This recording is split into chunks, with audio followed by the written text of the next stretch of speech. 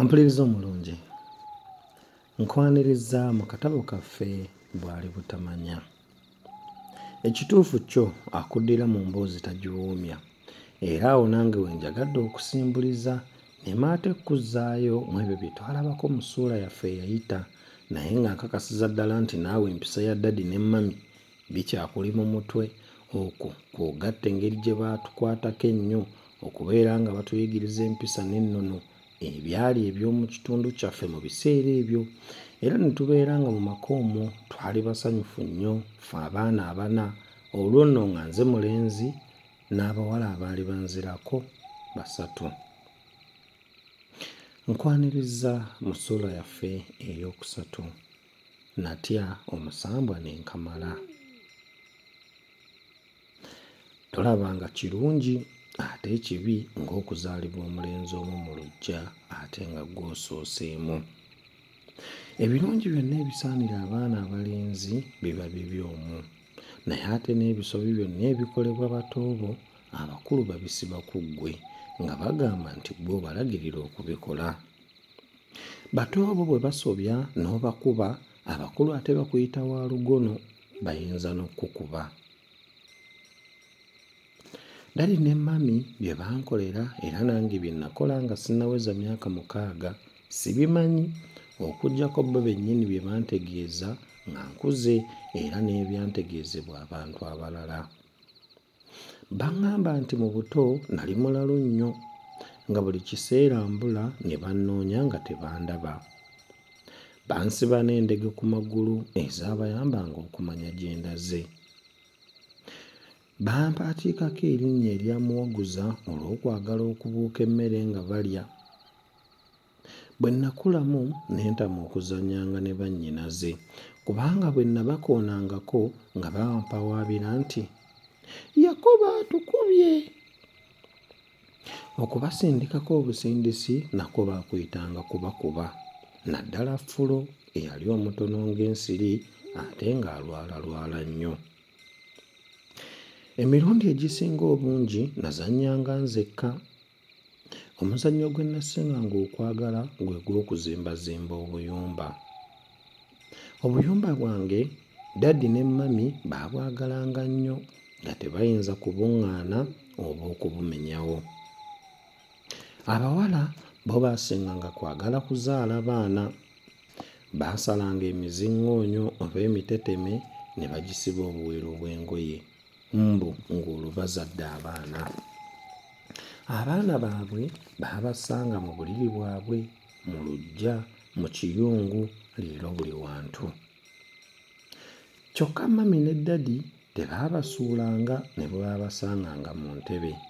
Baabagambanga bugambi nti, "Abazzukulu mubalabire ebifo ebirungi mubasseemu, naye temubabunya nju."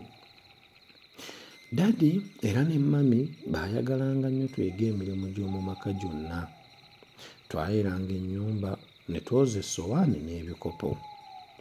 Oluggya nze nasenganga okulwera. Abawala Mami yabayigirizanga okuwaata emmere n'okugifumba. Teyabalekanga kutiguka ng'akola emmere oba ng'agifumba. Mu kiyungu nze nasenga kuyigayo gwa kusekula binyeebwa. Okulima nakwo baakutuyigiriza wamu n'okunoga emmwanyi, kubanga ogwo gwe gwali omulimu gw'abazadde baffe omukulu. Enku twazironderanga mu nsiko okumpi n'amaka gaffe. Okukima amazzi emugga kumpi gwali mulimu gwaffe ogwa buli lunaku, naye nagufunamu ekyekango kye sigenda kwerabira. Lwali lumu mu ttuntu nga Daddi atugamba nti, "You boys and the girls, mugende ku luzzi mundeetere some water nkyuze engoye zange." Mami olwawulira n'abuuza Daddi nti, "Gwe tomanyi nga kyabanaku lwakalira, abaana amazzi banaagajja wa?" Ko Daddi nti, "Bagende kukamira ngoma." Awo Mami bwe yakangulira ku ddoboozi nti, "Kiki ddala ekibatwala kukamira ngoma mu ttuntu? Bwe banaasangayo nnyinirwo." Daddi yamuddamu nti, twala eri ebwebukafiiri. Dadi ng'amaze okukayanyaamu bw'atyo tetwalina kyakukola kirala wazira okugenda ku luzzi kubanga twamuwuliranga nnyo era nga tumutya. Tewali mutaata tamusambwa. Okuva eka twagenda amameeme gatukubagana. Twali tumalako olusuku lwaffe ne mmenya ekiwogo n'ekiraga bannange nga bwe mbagamba nti omusambwa bwe gunajjanga ngukuba. Sitiina yansekerera busekerezi nga bw'agamba nti omusambwa nagwo gukubwa, ye bw'ogukuba tofa oba omukono tegukala. Ku luzzi twagendayo basatu. Saala yasigala ne mami, nze natwala kata, Sitiina Sefuluya, Fulo Kaleku. Amazzi twagasena tumaga. Sitiina nze namutikka. Bwe twamala okussa amazzi ku mitwe ne ŋŋamba bannange nti munkulembere mbaveeko emabega. Olwo nno nali mpeza emyaka nga 9.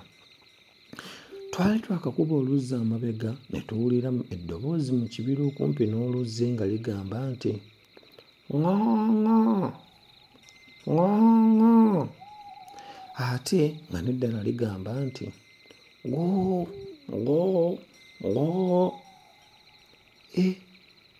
Kye twatuukako tekirojjeka. Bye twali tutwaliramu amazzi twabimegguza lutali luno wansi ne tuduma nga tudda eka.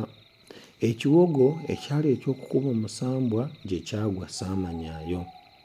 Twagenda okutuuka eka ng'omukka tubaka mubake. Abakulu baatubuuzanga kye tubadde nga tetusobola na kuddamu olw'ensisi gye twalina. Mami bwe yalaba ng'ebintu bye twali tututte okuleeteramu amazzi tetubirina n'ayongera okutya.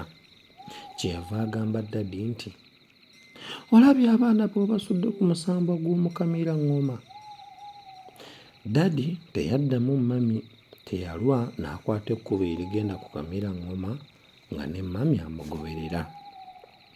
Ye nno ku luzzi balina kye baalabayo okuggyako ebintu bye twalekayo bye baasanga bigudde amagala ng'ajja. Bwe baakomawo eka ne bongera okutubuuza ekitugobye ku luzzi.